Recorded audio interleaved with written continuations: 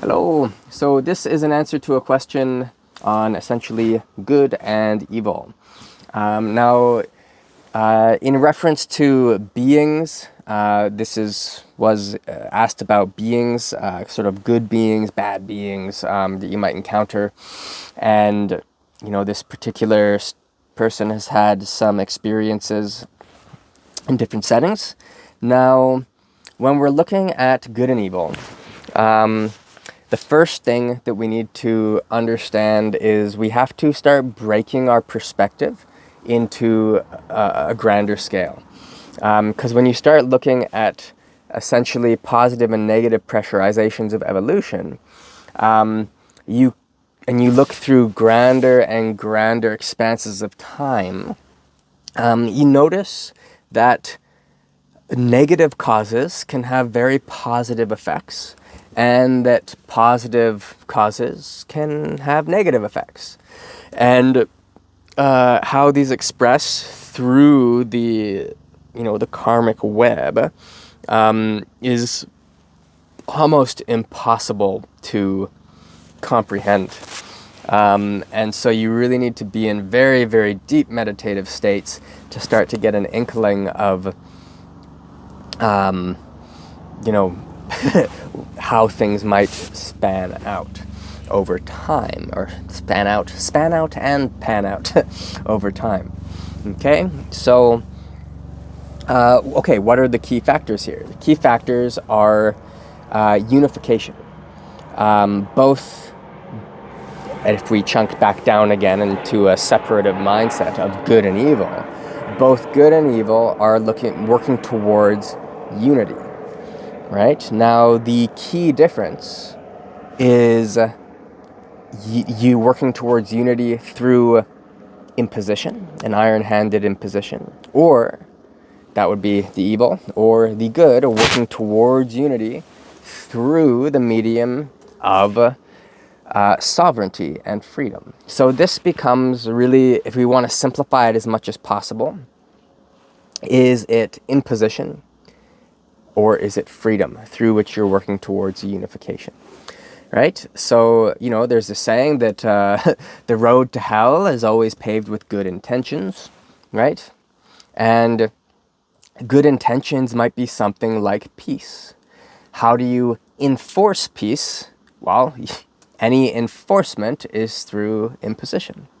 So then there's degrees of imposition that we tend to accept as they facilitate some types of freedom within that imposition, through which we can work towards unity as well. And this becomes an interesting sliding scale.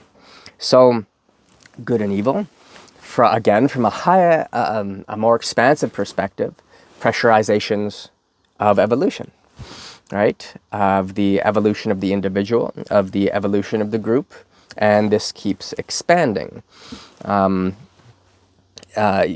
Solar systemically and cosmologically.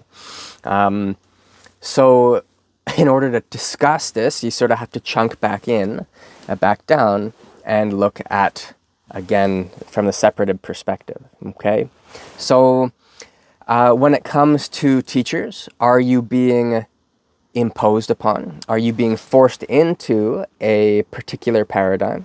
Or are you being freed into a paradigm, right? Now, when you're looking for teachers in schools and you approach a school and you go, oh, wow, like everybody here's the same. So there's many martial arts schools that are like this, and spiritual training schools that are like this, where everyone sort of adopts the same type of perspective, the same sense of humor, the same mentality. And if you look at that, this can happen for a few reasons. One, people will pedestalize the teacher, and the teacher has a particular way of being, a particular sense of humor, whatever, and so it is cool to be like the teacher, right? Now, how the teacher conducts themselves will feed this particular proclivity in the students, or it will free them of it. So this can be a very refined, subtle type of exploration, It can also be very, very gross and in your face. So things that I look for in, say, students is an openness and freedom of perspective, a freedom of mind, a goodwill that allows for the training that we do to express itself positively through them. That would be sort of the only imposition that I hold there, is that I want a positive karmic web leading out from me. I don't want to teach people who want to learn skills for selfish purposes, to express their own power, and to manipulate the people around them. So because of this, I tend to get some just good students and people I really enjoy working with. If I'm looking at people I might want to study with, I don't just look at skill, because I am not only interested in cultivating skills in myself or in my students, right? So because I am not only interested in cultivating skills in my student, I'm also looking at cultivating perspective. And the freedom is key here. I'm looking at cultivating freedom of perspective in my students, and freedom of their own growth through their own interests, and sort of an infinity of skill sets that might arise out of that. So when I'm looking at myself and then people I might want to spend time with to learn from, I look at how they interact with their students, how they interact with their environment and with the people around them.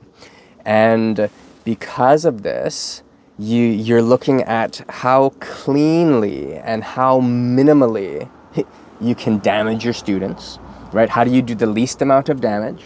And then how do you take on the least amount of damage, right? So if you're a teacher, how do you do the minimal amount of damage, and hopefully actually also help, right? And if you're a student, how do you take on the most minimal damage, right? Now, what could be examples of damage that you would take on as a student? Well, a limited mindset.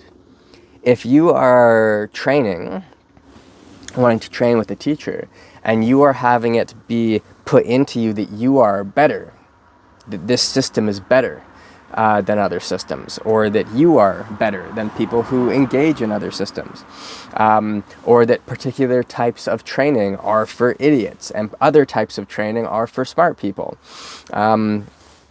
These are just like sort of simple examples.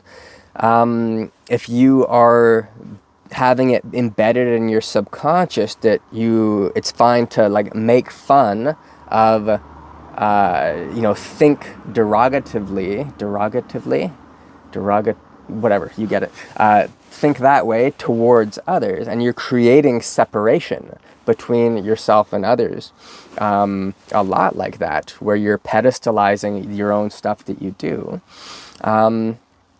That can do some damage down the line. This will hold you back. Eventually, this will hold you back.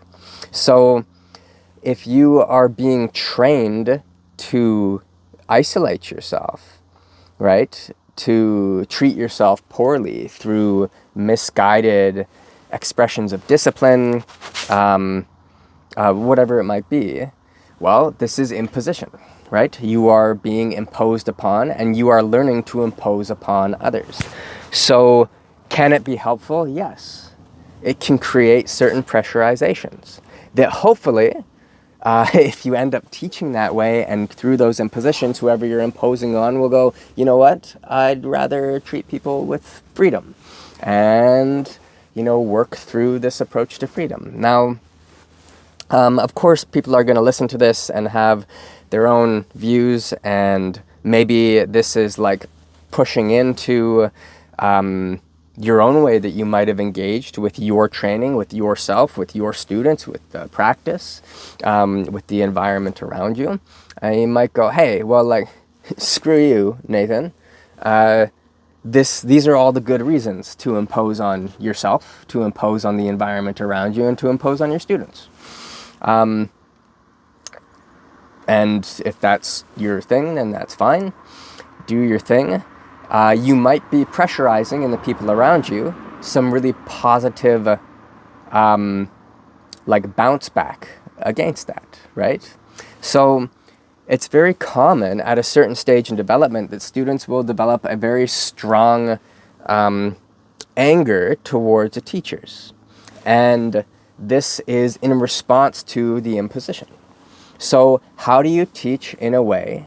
How do you learn in a way, whatever paradigm you're working from? Both, either or. How do you learn in a way? How do you teach in a way where you sustain minimal damage or share minimal damage? And the damage that we do share with our students is almost 100% of the time due to our own blind spots when it comes to our own development, right? And we all have blind spots, so that's, why you practice and work on things and work on the surrender aspect and surrender into each new stage of evolution you're working through, so that you and then bring that through everything so you can really clean things out. So anyway, good and evil, look at imposition versus freedom. And this is a really good clue. This can be a really good clue into what types of animus might be, or group consciousness, what might be animating the group consciousness in that particular time, right? Is it an ethos of imposition and enforcement, or is it an ethos of sovereignty and liberation? You cannot, well, who knows, but it's real tricky if you're on a path of liberation, and if you preach a path of liberation, yet are imposing constraints and boundaries and barriers on students. That's it's a strong hypocrisy that's going on there. That is a strong hypocrisy in terms of teaching and learning. So what's going on? Well, meditate on it, figure it out. All right, thanks for your time. If you're interested in training, please check out the links in the description. I have online courses. I teach privately via video online as well. Private lessons are 2 hours, the private coaching. These are 2-hour sessions, and we go real deep with the meditations. And then if you're interested in training in person, I have a retreat, a 16-day retreat coming up in June 2025 in Canada.